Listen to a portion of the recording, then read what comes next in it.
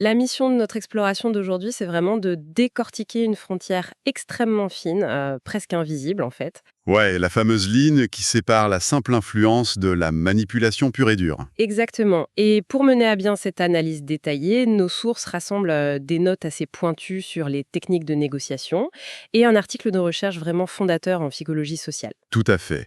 L'idée, c'est de comprendre comment la façon de présenter une offre peut totalement modifier notre perception de la réalité. Voilà, et ça sans que le contenu réel de l'offre ne change d'un millimètre, quoi. Parce qu'en général, quand on parle d'économie ou juste de nos prises de décision au quotidien, on adore s'imaginer qu'il y a une sorte de rationalité mathématique parfaite derrière nos choix. C'est clair, on aime se voir comme des êtres très logiques. C'est ça, un peu comme en ingénierie. Tu observes une poutre, tu sais qu'elle peut supporter exactement tel poids, les calculs sont limpides, l'ingénieur pose une limite, et pouf, il n'y a aucune ambiguïté. Je suis fascinée par ce besoin de contrôle.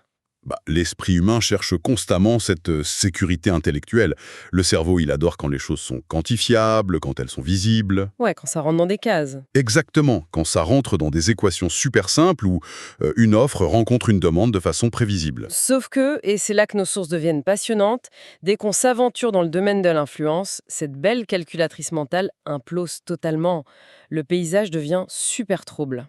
C'est le moins qu'on puisse dire.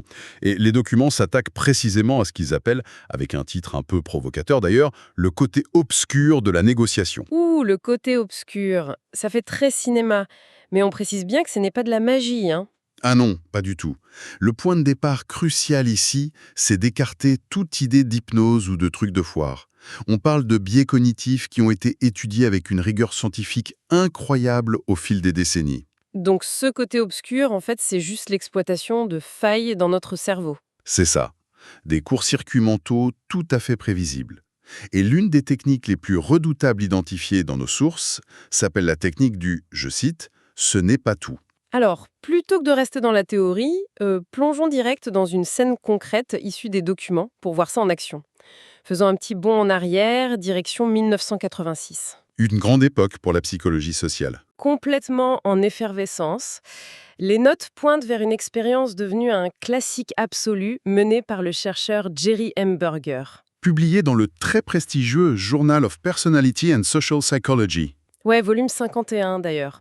Sous un titre très direct, augmenter l'acceptation en améliorant l'offre, la technique du ce n'est pas tout.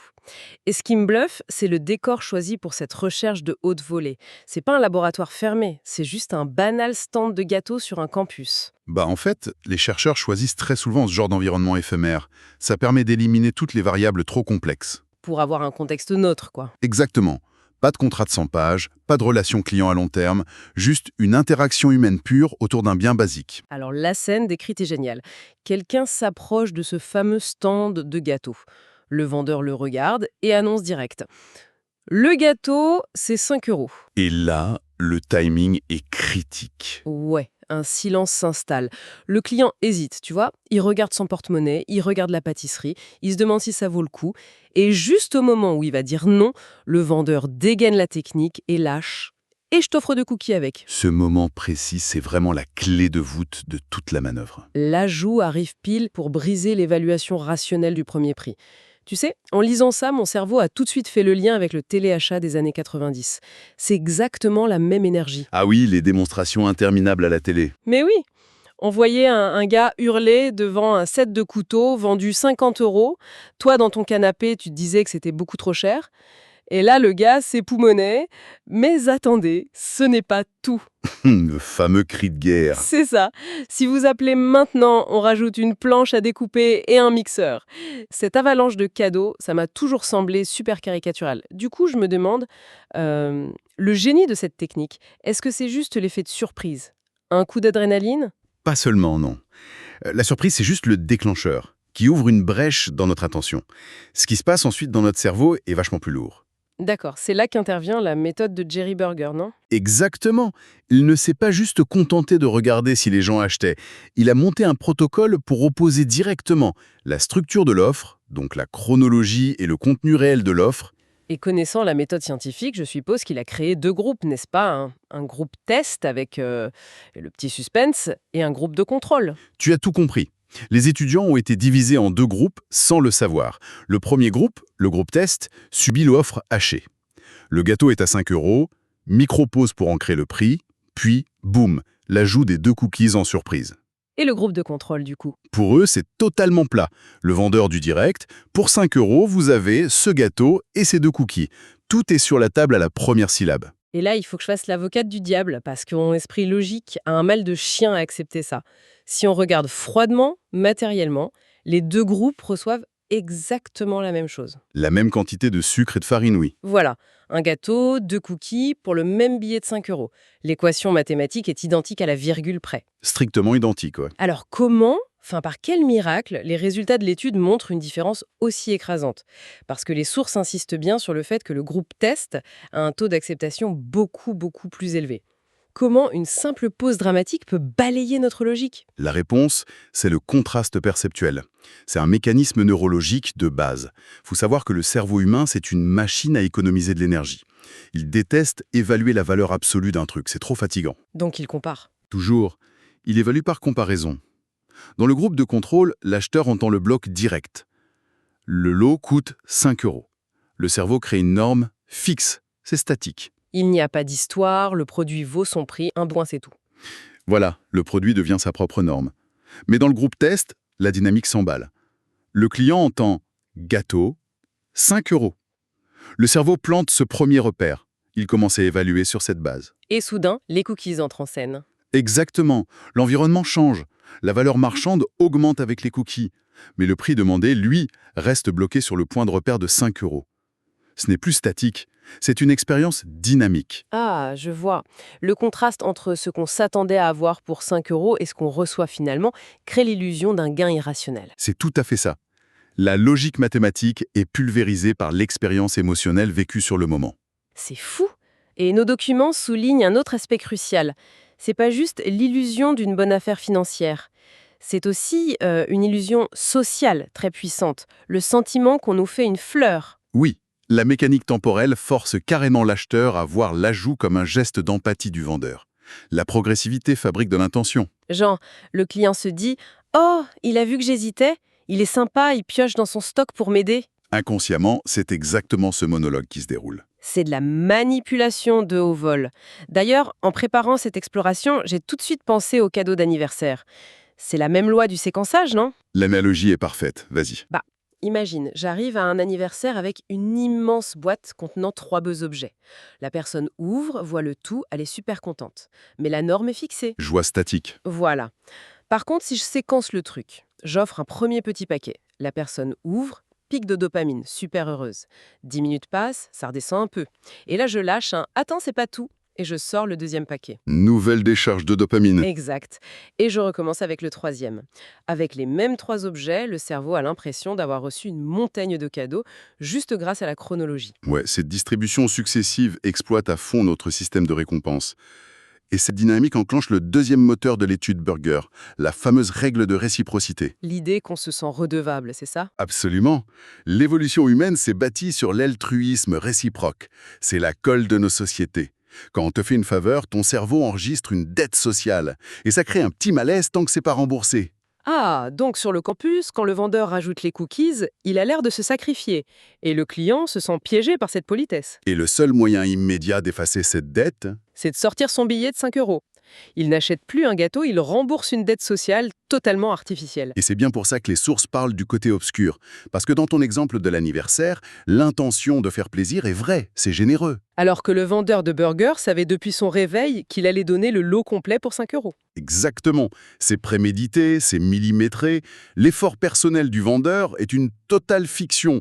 Et c'est là qu'on quitte la simple influence pour tomber dans la manipulation pure. C'est la tromperie sur l'intention qui pose problème. L'acheteur ne se fait pas arnaquer sur le sucre ou le prix, il se fait arnaquer sur la chronologie et sur la prétendue gentillesse du vendeur. On pirate son réflexe naturel de gratitude à des fins commerciales. Mais alors, si on sort du petit stand de gâteaux et qu'on applique ça au monde professionnel, les implications sont gigantesques. Nous note en tire d'ailleurs une règle d'or pour la négociation. La leçon majeure, ouais. La structure temporelle d'une proposition compte autant, voire plus que son contenu matériel. Si tu veux maximiser la valeur de ton offre, la pire erreur, c'est de tout déballer direct. Faut séquencer. Toujours séquencer par étapes. Ne jamais jouer toutes ces cartes d'un coup. C'est fou parce que ça va à l'encontre de nos réflexes moraux. L'honnêteté et la générosité immédiate sont pénalisées par notre propre psychologie. Quelqu'un de transparent qui met tout sur la table se tire une balle dans le pied. Bah oui, parce que le cerveau de l'autre a besoin de contraste pour sentir qu'il gagne. La négociation, c'est du théâtre. Le besoin psychologique d'obtenir une concession est souvent plus fort que l'avantage matériel lui-même. J'adore. Prenons un exemple du quotidien. Un banal vendredi soir. On débat du choix du film avec des amis. Je veux absolument imposer un film d'action. L'erreur de débutant, ce serait de dire « On regarde le film d'action et en échange, je paie des pizzas pour tout le monde ». Le tout dans la même phrase. Grosse erreur. C'est un package global. Si tes amis ne veulent pas du film, ils rejettent l'offre complète. La valeur de tes pizzas disparaît complètement. Alors que la bonne méthode, Tu proposes d'abord le film d'action. Tu laisses le silence s'installer. tu les laisses grimacer. Voilà, tu attends le pic de résistance et bam. Écoutez, ce n'est pas tout. Si on met ce film, je commande et je paie les pizzas. Et là, la dynamique sociale change du tout au tout. C'est plus une transaction, c'est moi qui fais un sacrifice financier pour sauver la soirée. La réciprocité s'active, ils se sentent redevables et hop, tu as ton film d'action. Et c'est exactement la même architecture dans les entretiens d'embauche. Ouh, la négociation salariale, le terrain miné par excellence. Imagine un candidat qui demande une augmentation. L'employeur a un budget bloqué, mais il a d'autres avantages sous le coude, genre des jours de congé ou du télétravail. Surtout, il ne doit pas les proposer tout de suite avec le salaire de base. Jamais. Ces avantages doivent rester bien cachés dans la manche. Ce sont des munitions. L'employeur fait son offre salariale, il attend que le candidat montre de la déception, et ensuite seulement il lâche ses concessions. Pour que le candidat ait l'impression viscérale d'avoir arraché une victoire par son propre talent. Exactement. L'illusion d'avoir fait plier l'autre crée la satisfaction. Ça donne le vertige quand même. Se dire qu'on peut pirater la satisfaction de quelqu'un juste avec un silence dramatique et un ajout au bon moment. Pour résumer un peu tout ça, l'étude de Jerry Berger et nos sources démontrent qu'une simple modification de la chronologie transforme un échange banal en vraie montagne russe. Le découpage temporel crée la valeur. On passe du financier au social. La forme écrase complètement les mathématiques froides. C'est ça. Le « ce n'est pas tout » incarne parfaitement cette zone grise. Ça force vraiment à repenser notre façon d'écouter un recruteur, un vendeur ou même un politicien. Mais du coup, ça ouvre la porte à une réflexion beaucoup plus vaste pour terminer cette exploration. Une réflexion un peu paradoxale, ouais. Parce que toute cette force repose sur une asymétrie d'information. Ça marche parce que l'autre est naïf. Mais alors, que se passe-t-il dans une salle de négociation ou même dans un salon en famille si tout le monde autour de la table a lu l'étude de 1986 ? Si tout le monde tenait le truc, ça deviendrait une pièce de théâtre totalement absurde, une espèce de danse cynique. Chacun retiendrait ses billes, ferait semblant de réfléchir pour lâcher ses petits cadeaux un par un. En sachant très bien que la douleur de l'autre est complètement feinte. Et ça pose une vraie question sur l'avenir de la confiance dans nos échanges. Si tout le monde connaît ses biais cognitifs, la sincérité devient impossible à distinguer de la manipulation pure. On finirait par passer notre temps à analyser la structure des phrases de nos amis. Oh là là, la confiance pure remplacée par une sorte de paranoïa structurelle constante. Ça nous ramène violemment à l'ingénieur et à sa poutre du début. On espère tous secrètement que nos décisions obéissent à des lois de la physique solides. Et pourtant, non. Et non. Dans le grand théâtre humain, la solidité du matériau compte moins que la façon dont on l'éclaire.